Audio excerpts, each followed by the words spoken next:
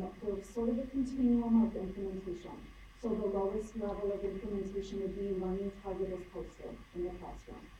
And so it's simply a yes or a no.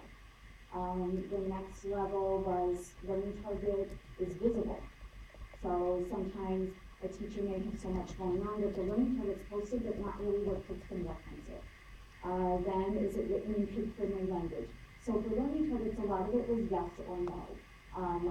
Once you got to the middle where the learning target was presented at the beginning of the lesson, well, you have to interpret that data with caution, because depending on when the administrators walk into the room, it might be the middle or the end of the lesson. So it's not a negative that you didn't see it at the beginning, it just meant you didn't observe that, because you weren't in the room at that part of the lesson.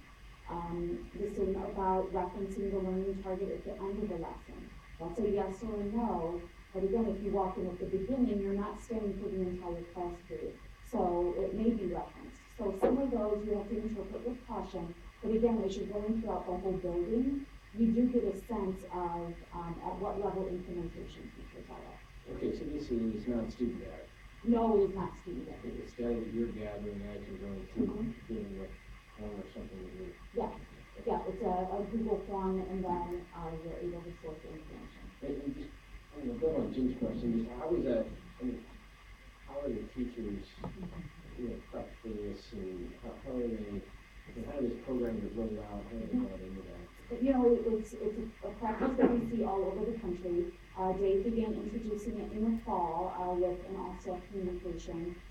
Principals, we developed talking points for them to take back and share with their staff, and kind of gave them a time frame of when they would be coming through the school and doing the rounds. So then they get feedback then afterwards? Yes, so once the day is all done, principals get that to take back and share with their teachers. Okay, positive feedback. Yes, yes, and again, it's not teacher by teacher, you're looking at it from a school-wide level. Yes. And so I think that kind of leads to what I was referring to is, once again, it's about professional development. So it's utilized at the building levels or at the grade level. And so it's a team of the principal and the teaching staff, actually everyone at the building, looking at, what are we doing at this building? What are we doing at this grade level? What are we focused on professionally and professional development standpoint? Yeah. Yes, good. So for example, if a school's data may show that a high percentage of teachers are posting learning targets, but there's a much lower percentage of learning targets written in kid-friendly language.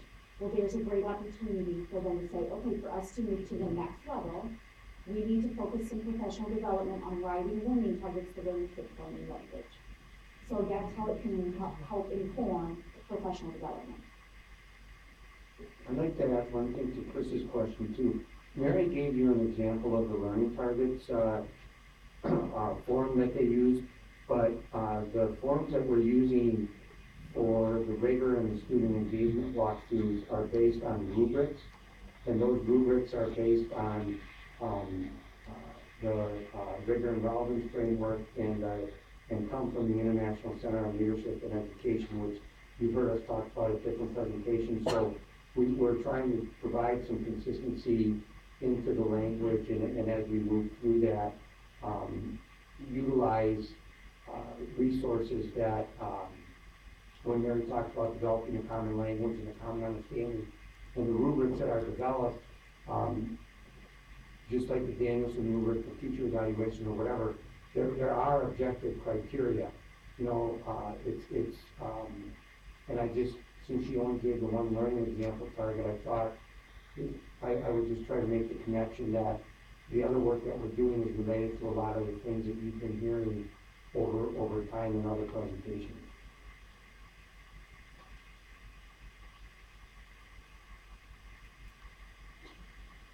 I was waiting, Michael, I could help. And now, I'm trying to put these two pieces together. Can you help kind of give some more information on each of those two pieces together? Yes, absolutely. So learning targets is very concrete. And so we felt that was the best place to start with instructional rounds to help lessen that anxiety of our teachers, because again, it is very objective and very much very straightforward. So that was our first round. Now as we've moved into, and our secondary team is finishing up their learning targets. Our elementary schools have moved into a second set of rounds looking at rigor. And as Dave said, we're using the rigor rubric, that's related to the rigor and relevance framework. And so now they're taking learning targets are part of student engagement. Rigor is part of student engagement, so we're looking at those different components. So when we're looking at rigor, for example, one of the categories is looking at the type of discussion going on in the classroom. Is the discussion primarily teacher-driven? Are kids asking questions of each other? Are students being asked questions but only one student replies? Or is everyone in the room required to be engaged in the response? So it's looking at exemplars along that line. And that, again, is going to drive student professional learning for our teachers.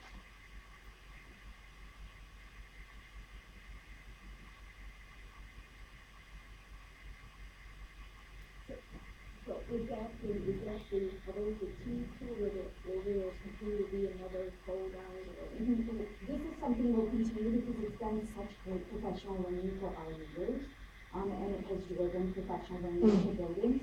As we bring on 3 new principals next year, it will be a great opportunity to help bring alignment to our system much more quickly with 3 new people who are brand new to our system. So yes, we see it progressing to looking at student engagement as a whole, and there'll be, again, a rubric that we'll use. And Margaret, when this first started, I was developing some of this myself before Mary got here. So what I basically said is that the 2 things that I wanted to see was, I wanted the middle school and the high school principal working together, because I felt that was something that was important for us.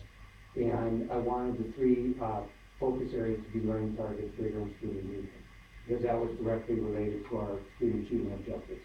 But then I asked them to kind of figure out how they want to implement this and how they want to do this. So they had kind of a draft, but I let them kind of determine. And since this is the first year we're doing it, it's a learning experience for us too. So as we move through this, we'll continue to do this, but our focus areas might be a little bit different. The way we manage the process might be a little bit different.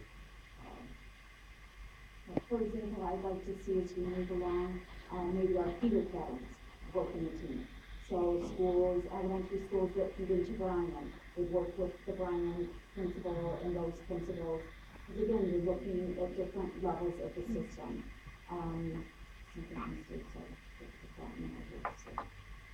But anyway, looking at how we regroup, I know what I was going to say. One of the things that's been interesting for me to look at is the number of classrooms that get visited. So particularly for our elementary schools, as they went through their first set of rounds, and they had blocked off a chunk of time, we would see that some buildings made it to very few rooms. And so when we asked them about that, they said, oh yeah, we would stand in the hall and we would really be debating about what we saw and where did it fall on the continuum. And that's the power for our learning for leaders, is it's really helping them clarify what best practice looks like in instruction.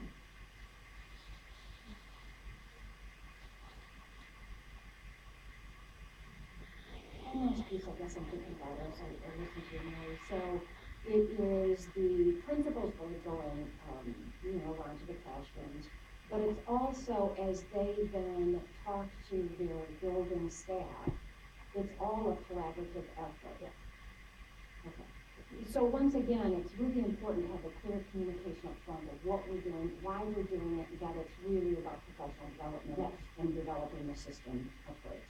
And then continuously reiterating that, so that, as I was at the last DLT meeting, it was really good to hear from our teaching staff about what their perspective is. But yes, of course, the human element is something new and apprehensive. What is it really going to be?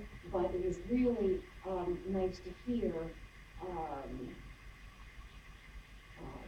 the teacher seeing the benefit. And even one of our teachers said that's what her master's degree specialty was, is doing these instructional rounds. So it's really good to hear, not just from your perspective, but also from the teachers.